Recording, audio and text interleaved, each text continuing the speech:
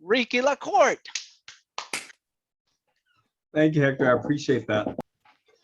Literally joined Toastmasters back in 2017 and was told, you want to compete? Are you sure? It took me 4 years to even get to division level. You want to compete? That was the response I received.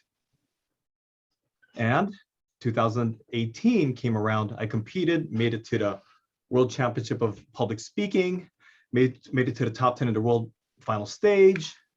And then 2019, district champ, 2020, district champ, 2021, district champ, because I put in a lot of hard work. That's my story. What's missing? Type it in the chat.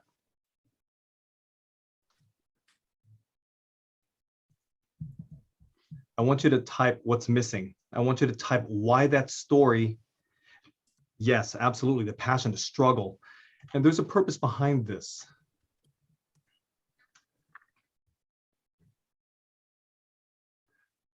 Very good, Tommy. What made me do it? What was the push? What was the passion?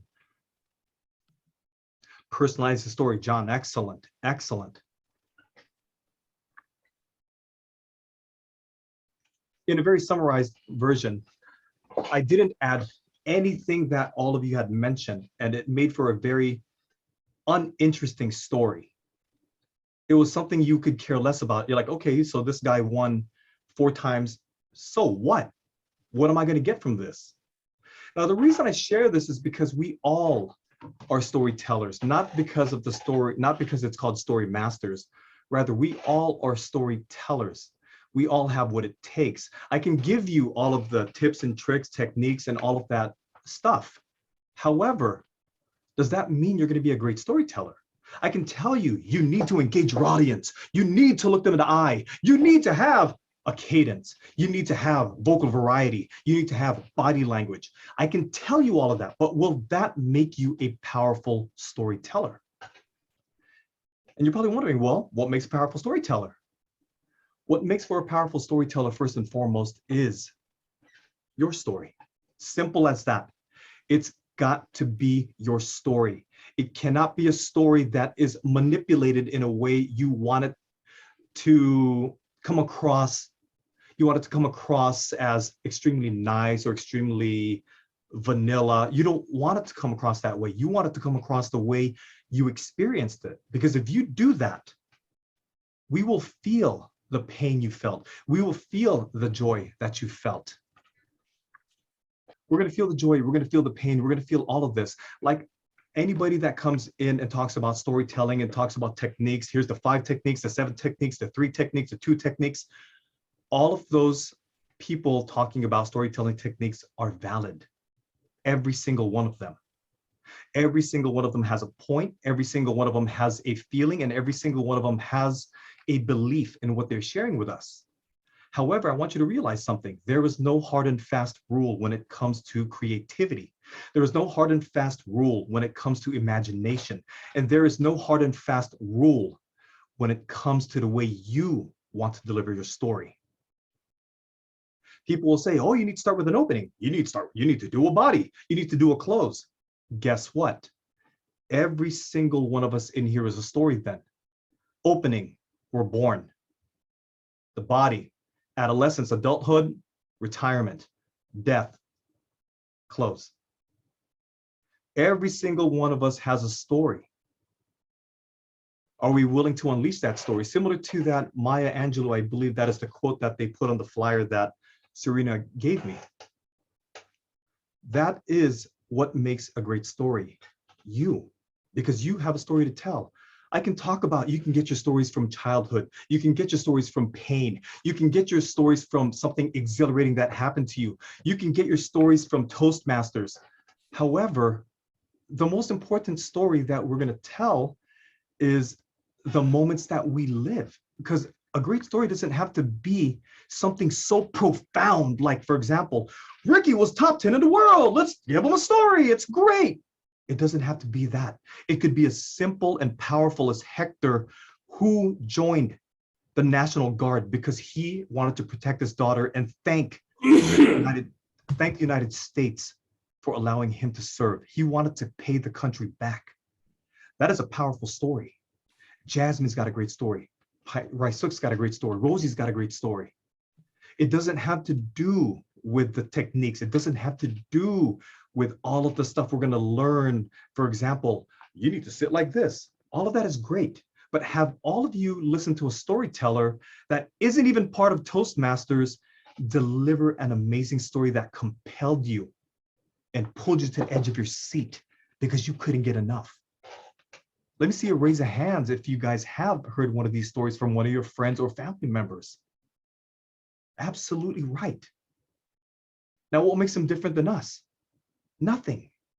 Now, if you ask me, what do I believe will make of a powerful story? Passion, pain, exhilaration, excitement, goals, dreams. These are just a few things that make for a powerful story.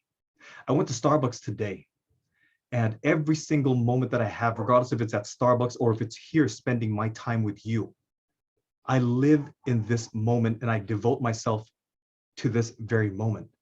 Now, going back to Starbucks, I was able to make somebody's day because I told them, hey, your personality is made for what you do. You made my day because you didn't give me an attitude. You're like, sir, what can I get for you? Would you like some more cream in that? Is it too hot for you? Would you like a cup holder? She made my day. And I could have made a story out of that about the kindness of people. That could have been a story. Now, if you're looking to get tips and techniques, you can get that anywhere. You can get that directly from our organization, which is Toastmasters. However, the most important aspect when it comes to storytelling is authenticity. I hope what I'm saying is making sense because I could have easily gone into an hour seminar talking about you need the opening's got to be profound, it's got to be this, it's got to catch their attention, so on and so forth. And then the body, you need to have three things. You need to talk about this, three stories here, make a point, stories, and then the transition into the close. I could have easily done that. However, every single one of you awesome folks in here have heard that before. You've never heard somebody tell you, you need to live your life. If you wanna have an amazing story, the opening is when you were born. The body is where you're at now. The close of our book, that's when we pass away and leave that legacy of who we are. So if you ask me, it's all mindset. And my mindset is to live every moment like it's my last moment. Every single day like it's the most special day in the world. Not only because I'm competing on August 27th for the World Championship. No, that's not the special day. Every day that leads to that is special. And what makes for a great story is the struggle. Every single day we struggle. Every morning I wake up, my success is overcoming my self-doubt. Because regardless of what I've achieved in my speaking career, I have that self-doubt. Do I deserve to be on the stage? Do I deserve to be the guest for today at Story Masters? Every day I overcome that. And I know I'm a success because fighting with your own self is probably the worst thing you'll ever go through, because you're probably the toughest adversary you're going to face. So if you ask me, it is mindset. It is how you approach what happens to you in a day. It is how you take control of your happiness. Because if you're going to let something control you externally, that's a very shallow way to live. I choose to be happy every day, regardless of what comes my way, of things that I have control over and things I don't have control over. And when I overcome any of these challenges that come my way, it makes for another wonderful story. Every day you write in your book, regardless if you know it or not, because some of us work on autopilot. If not most of us, we work on autopilot. Get up at 6 a.m. Brush my teeth. Breakfast. Driving to traffic. Somebody cut me off. So on and so forth, and you get to work. I hope you're seeing what I'm sharing, because all of you have an amazing story. every single one of you has something that somebody needs to hear. One word that you utter can change somebody's perception in a day. 1 ounce of kindness that you show somebody can change somebody's belief about humanity. All of this comes into play every single day. Not one, there's no day more special than the next, except for your birthday, where people get to celebrate with you when you were born and you had a chance to open your book and tell your story. So this is my personal belief. Now, is it wrong or right? It's wrong only if you believe it isn't something that will give you value. However, if you believe what I'm sharing with you is authentic and it's coming from my heart, because that's all I care to give today is something from my heart and share with you what gives me the greatest stories that I tell, then I've accomplished my objective. Now, with regards to technical, here's a few things, a bundle of things rather, that you may utilize. Number 1, be passionate about what you're going to speak about. Number 2, have an intention. What is your intention? Because if you don't know what your intention is, you're not going to get your point across. Number 3, have an amazing zeal for life. No matter what comes your way in a day. If you're going to be cut off in traffic and that pisses you off, you have the control whether to be irritated by that or I'm going to let it go this time. I'm going to grow my patience. Or somebody gave you an attitude, rather than, attacking back, you can hold back. There's so many things that we can do in a day that will develop stories in our life. But the most important thing is to be present. Be present every day. Don't think about what you're going to do on the weekend. That's still a day and a half away. Think about what you're going to do now. Think about what you're doing now. Think about what's going to happen after this meeting. Enjoy something you haven't enjoyed for a long time. When you drink that coffee, really take it in. Don't just do it as a habit.